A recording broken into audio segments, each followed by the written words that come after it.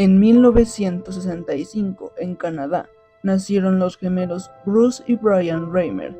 A los pocos meses de vida, ambos fueron sometidos a una circuncisión, un procedimiento que parecía rutinario.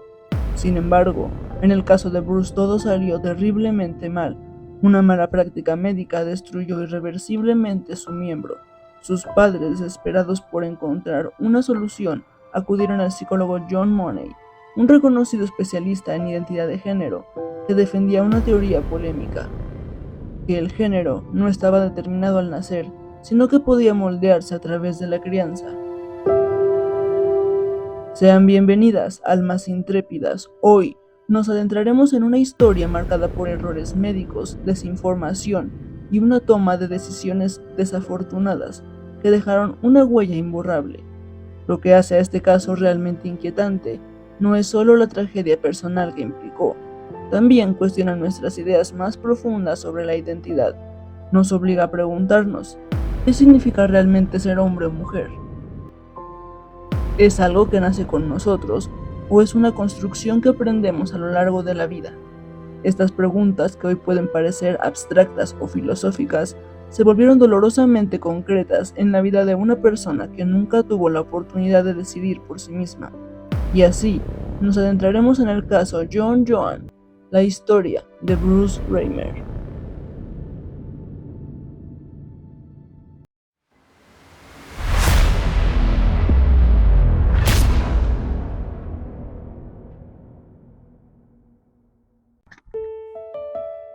Aunque más tarde sería conocido como David, nació como Bruce Reimer el 22 de agosto de 1965 en Winnipeg, Canadá, junto a su hermano gemelo Brian. Ambos fueron el resultado del matrimonio de Janet y Ron Reimer. La llegada de Brian y Bruce trajo alegría a la familia, dos niños sanos, llenos de vida y promesas que parecían iluminar cada rincón de su hogar. Sin embargo, cumplidos los 6 meses, empezaron a notar que los pequeños tenían dificultades al orinar. Después de consultar varios especialistas, los gemelos fueron diagnosticados con fimosis. Aunque en muchos casos la fimosis desaparece con el crecimiento, en esa época la práctica común era realizar circuncisiones para tratarla. Así, el 27 de abril de 1966, los gemelos fueron llevados al hospital para someterse a la cirugía. Bruce fue el primero. Sin embargo, el urólogo encargado decidió utilizar un método poco convencional, cauterización eléctrica, una técnica experimental que no era la estándar. El resultado fue devastador. El miembro de Bruce sufrió quemaduras irreparables, lo cual imposibilitó cualquier corrección quirúrgica. Para unos padres jóvenes y sin recursos, aquello fue un golpe inimaginable. Habían llevado a su bebé para corregir un problema sencillo, y lo que recibieron fue un diagnóstico que parecía no tener solución. El futuro de Bruce se vio incierto, y la familia quedó marcada por un miedo profundo. ¿Qué sería de su hijo? ¿Cómo podría vivir una vida plena después de este suceso? Ese vacío de respuestas y esa desesperación abrirían la puerta a una decisión que cambiaría todo y que colocaría a la familia Reimer en el centro de uno de los experimentos más cuestionados de la historia. En 1967, los padres de Bruce buscaron la ayuda de John Money, un sexólogo estadounidense de la Universidad de Johns Hopkins en Baltimore. Este prestigioso sexólogo afirmaba que ser hombre o mujer no tiene nada que ver con los cromosomas ni las hormonas. Por lo tanto, se puede construir una persona de sexo opuesto al biológico, siempre y cuando se le haga desde pequeño. Money creía que la identidad de género no estaba determinada exclusivamente por los cromosomas ni por la biología. Según él, un niño podría desarrollarse plenamente como niña o como niño si se le educaba y trataba constantemente dentro del rol asignado. Para probar su teoría, documentaba rigurosamente sus casos, haciendo reportes y estudios de seguimiento que mostraban a los niños intersexuales adaptándose a la vida según el sexo asignado, reforzando su idea de que la identidad de género era moldeable. Fue este prestigio, sumado a sus publicaciones y a la fama de sus tratamientos exitosos, lo que llevó a los padres de Bruce a confiar en Money. Creyeron que su hijo podría ser rehabilitado social y psicológicamente a través de la reasignación de género, de la misma manera que él trataba a los niños intersexuales. Con esta base científica y teórica, John Money logró persuadir a los Reimer de que la reasignación de sexo sería lo más beneficioso para su hijo. Así Bruce fue renombrado como Brenda y su familia comenzó a tratarlo como niña. Le extirparon los testículos y el miembro dañado, y en su lugar le construyeron vulvas vestigiales y un canal vaginal. También le abrieron un pequeño orificio en la parte baja del abdomen para orinar, y se sometió a un tratamiento de estrógenos. Durante su infancia, Brenda recibió apoyo psicológico. Anualmente la continuó evaluando junto a su hermano Brian para valorar los resultados de la reasignación. Como gemelos idénticos criados en la misma familia, los hermanos Reimer eran lo que Money consideraba sujetos de estudio ideales para un estudio psicológico sobre género. Bruce fue el primer caso documentado de reasignación de sexo de un niño con desarrollo normal, mientras que su hermano fue un sujeto de control que compartía la composición genética, el espacio intrauterino y el hogar de Bruce. Sin embargo, a medida de que Brenda crecía, los conflictos internos se intensificaban. La niña comenzaba a mostrar signos claros de rechazo hacia su identidad asignada. Le gustaba correr, pelear y trepar, evitaba las actividades consideradas femeninas, carecía de amistades y se sentía sola. Money describió la transición de Brenda como exitosa y afirmó que su comportamiento infantil contrastaba marcadamente con la de su hermano. Money reportó el caso de Brenda como el caso John Joan, omitiendo su verdadero nombre. Durante más de una década, Brenda y su hermano, sin saberlo, proporcionaron datos que, según biógrafos y la Sociedad Intersexual de Norteamérica, se utilizaron para reforzar las teorías de Money sobre la fluidez de género y justificaron miles de cirugías de reasignación de sexo en niños con genitales anormales. La situación se agravó cuando a los 13 años, Brenda amenazó a sus padres con quitarse la vida si las visitas al médico no terminaban. Finalmente, a los 15 años, los padres de Brenda le revelaron la verdad. La noticia fue impactante, pero a la vez sintió un gran alivio, ya que a diferencia de lo que Money había escrito durante el tiempo en que vivió como Brenda, nunca se logró identificar como tal. Fue acosada, excluida por sus compañeros.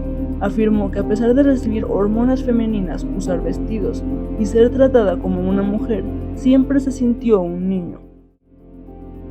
De inmediato asumió una identidad masculina, tomando el nombre de David. Con los fondos recibidos por su fallida circuncisión, David logró realizarse una reconstrucción de pene. Además, se sometió a un tratamiento de testosterona y a una mastectomía doble. Continuó su vida como un hombre y en 1990 se casó con Jane Fontaine, madre soltera de 3 hijas. En 1997, David comenzó a hablar públicamente sobre sus experiencias con Milton Diamond, un sexólogo que lo persuadió para difundir su caso y prevenir situaciones similares. Su primera entrevista apareció en la edición de diciembre de 1997 en la revista Rolling Stone. En el año 2000, John Colapinto escribió un libro titulado ¿Cómo lo hizo la naturaleza? El niño que fue criado como niña. Este libro desató un torbellino en Canadá y Estados Unidos. David expresó en múltiples entrevistas que sus interacciones con Money eran tortuosas y abusivas, y que aunque las múltiples operaciones a las que se sometió le permitieron disfrutar su vida sexual con normalidad, no pudo tener hijos biológicos. El 1 de julio del 2002 ocurrió un nuevo golpe doloroso en la vida de David. Su hermano gemelo Brian, quien había sufrido durante años los efectos del trauma compartido, falleció en un episodio atribuido a una sobredosis de antidepresivos. Este duelo lo sumergió en una depresión profunda. Las heridas del pasado, la culpa, la insatisfacción con su vida, las runas del experimento al que fue sometido en la infancia, todo se entrelazó en una tensión insoportable. Ya no solo era alguien que había perdido el rumbo, sino alguien que veía cómo su mundo personal colapsaba. Sus finanzas eran precarias, sus trabajos eran poco estables, y el peso del estigma y del desgaste emocional lo acompañaban día a día. Este deterioro también afectó su matrimonio con Jane Fontaine. En 2002 los conflictos se volvieron más frecuentes. Ella estaba agotada de verlo consumido por la tristeza, las pérdidas y la falta de recursos. Finalmente, ella le expresó su deseo de separarse. En mayo del 2004, esa decisión fue el detonante último de la tragedia. El 4 de mayo del 2004, con apenas 38 años, David puso fin a su vida utilizando un arma de fuego. Fue hallado en su vehículo estacionado en Whitbread y la autopsia confirmó que murió por un disparo en la cabeza. Su muerte dejó un hueco inmenso. En los días posteriores se supo que había perdido al menos $47,500 en una inversión ligada a una tienda de golf, lo que agrandó su crisis económica y emocional. Amigos y conocidos revelaron que David había intentado suicidarse al menos en otras ocasiones. Las heridas del experimento infantil lo acompañaron hasta el final, y en entrevistas y testimonios recogidos posteriormente, él describió con dolor cómo durante su crianza como Brenda fue sometido a ejercicios forzados de inspección genital, posiciones sexuales simuladas con las de su hermano, y exigencias autoritarias por parte del Dr. John Money y su equipo. A lo largo de los años, David reclamó su identidad masculina, dejó de usar hormonas femeninas, se sometió a cirugías para reconstruir aspectos anatómicos masculinos y utilizó el nombre David a partir de su adolescencia. En cuanto al Dr. Money, nunca reconoció públicamente que el experimento había sido un fracaso. Durante décadas, Money defendió que la reasignación de David había sido un éxito y afirmó que eran los padres quienes fallaron en no tomar decisiones a tiempo o mantener la coherencia con el experimento. Los críticos, sin embargo, lo acusaron de manipular datos, ocultar el sufrimiento real de David y perpetuar el mito de que la identidad de género es moldeable sin tener en cuenta la biología ni la voz de la persona. Este caso nos obliga a preguntarnos, ¿qué precio tienen las teorías cuando se aplican sin considerar la complejidad humana? David no era un simple sujeto de experimento, sino un ser con deseos, angustias y límites. Su vida nos recuerda con brutal claridad que imponer una identidad ajena con bisturís, hormonas o discursos puede destruir el cuerpo, pero también quebrar el espíritu. Hoy su valentía para contar su historia ha sido un faro para quienes reclaman que la medicina, la psicología y la bioética deben dignificar antes que imponer, que se debe escuchar la voz de quien vive su propia realidad y respetar su derecho a decidir.